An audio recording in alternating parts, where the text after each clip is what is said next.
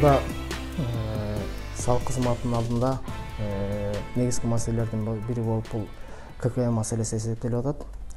ККМ бул эмне биз бардыгына түшүндүрүү иштери жүргүзүү учурунда да айтып келебиз. ККМ бул эң биринчи бул эсептөөчү аппарат. ККМди салык төлөөчүлөр орнотуш керек, коюш керек, андан эч кандай коркпош керек.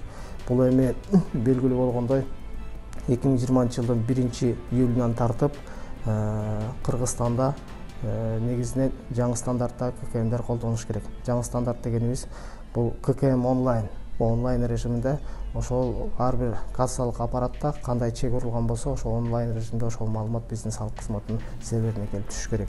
Ошонун негизинде биз салык кызматы серверге түшкөн маалымат аркылуу ошол салык төлөөчүлөрдү биз контроль жүргүзүшүбүз керек да. ККМди орнотуу боюнча тийиштүү салык кызматы тарабынан тийиштүү иштер жүргүзүлүп жатат. Түшүндүрүү иштери. Бул түшүндүрүү иштерине бир гана салык кызматы эмес, азыр жерлердеги өз алдынча башкаруу органдары дагы биргелешип иш алып барып атышат. Түшүндүрүү иштери.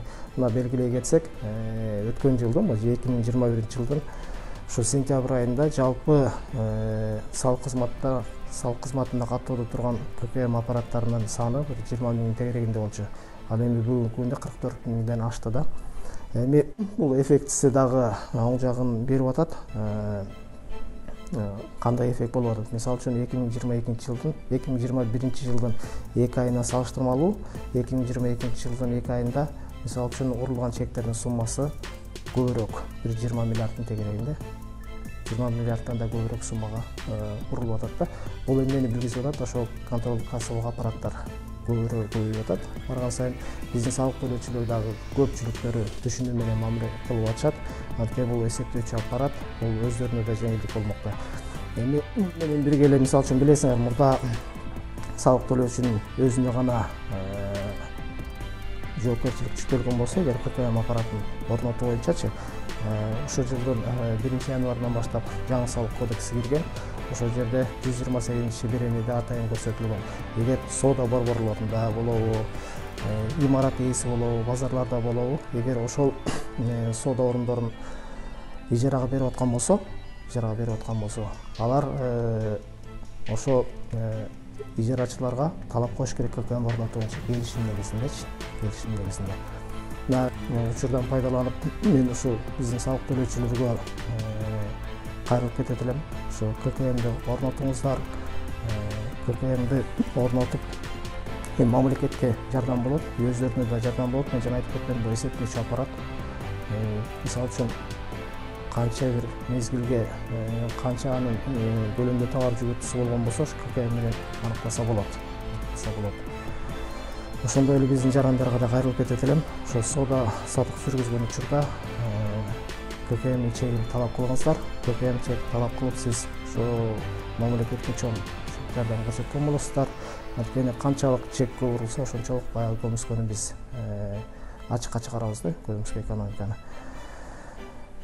Бул ККМ онлайн бул белгилүү болгондой, азыр салык кызматындагы фискалдаштырууну алкагында бир нече компоненттер ишке жүрүп атат. Бул ККМ онлайн ошол компоненттердин бири болуп эсептелет. Биз бара-бара электрондук форматка өтүшүбүз керек. Цифровизация деп айтып атпайбызбы? Бул чекти биз дистанттык негизде карап, текшерип, баягы жүрүп отуруп, кагазда көрсөтүлгөн документациядан арылып, биз электрондук форматка өтүшүбүз керек. Ошол менен бирге эле текшерүү форматы дагы дистанттык негизде өтүшүбүз керек. ККМди бардык соода түйүндөр милдеттүү түрдө коюш керек. Жанакы эл менен, население менен расчет жүргүзүп аткан точканын бардыгы ККМ орнотуш керек. Бул кызмат көрсөтүп атабы, соода жүргүзүп атабы, ошонун бардыгы ККМ орнотуш керек. Эми 2020 жылдын 24-июнунда атайын өкмөттүн токтому чыккан. Ушул ККМ боюнча ошол жерде график бар. Ушул график боюнча ошол субъектилер ККМди орнотуш керек.